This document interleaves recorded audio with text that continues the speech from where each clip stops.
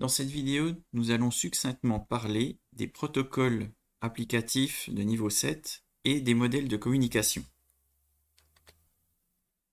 Les protocoles applicatifs interviennent à la 7e couche du modèle OSI.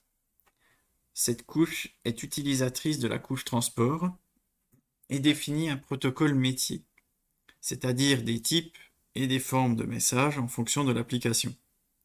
Par exemple, en HTTP ou HTTPS, il y a les commandes web, get, post, etc. avec des paramètres en texte. Avec SSH, vous avez de l'authentification et de l'échange de commandes et de résultats. En FTP, vous avez des commandes et leurs réponses pour pouvoir lister et charger des fichiers.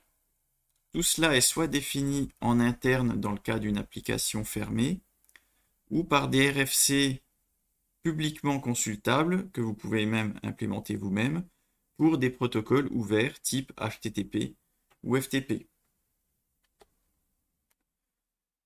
À chaque application, par exemple Apache, Firefox ou QBitTorrent, etc., il y a son protocole. Donc dans le cas d'Apache et de Firefox, il s'agit d'HTTP et HTTPS de préférence. Dans le cas de QBitTorrent, ce sera BitTorrent, et ainsi de suite.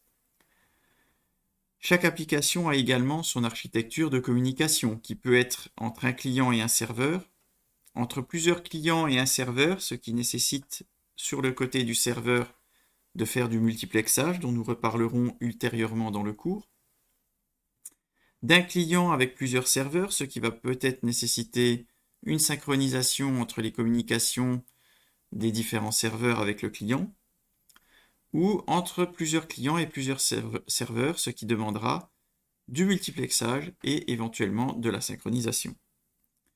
Il existe également une architecture de type pair à pair, où chacun va être client et serveur du même service au même moment.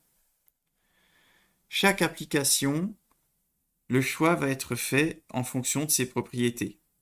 Est-ce qu'il est nécessaire que ça soit centralisé? On sera certainement dans un cas avec un certain nombre de clients et un ou plusieurs serveurs. Est-ce que c'est très distribué? Dans ce cas-là, on approchera plutôt du pair à pair. On peut aussi trouver des architectures hybrides avec du pair à pair entre des serveurs et des clients se connectant à ces serveurs étant éventuellement eux-mêmes en pair à pair entre eux. Tout est possible en fonction de vos besoins sur une application réseau.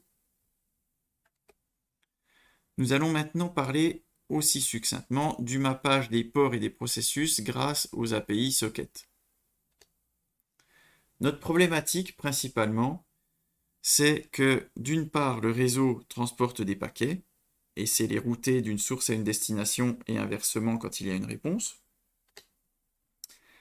L'OS, lui, va envoyer et recevoir des paquets en connaissant leur destination ou leur expéditeur, exécuter des programmes qui se matérialisent sous la forme de processus dans le système, et donc doit faire correspondre ces échanges réseau, sortants et entrants, avec ces processus qui utilisent le réseau.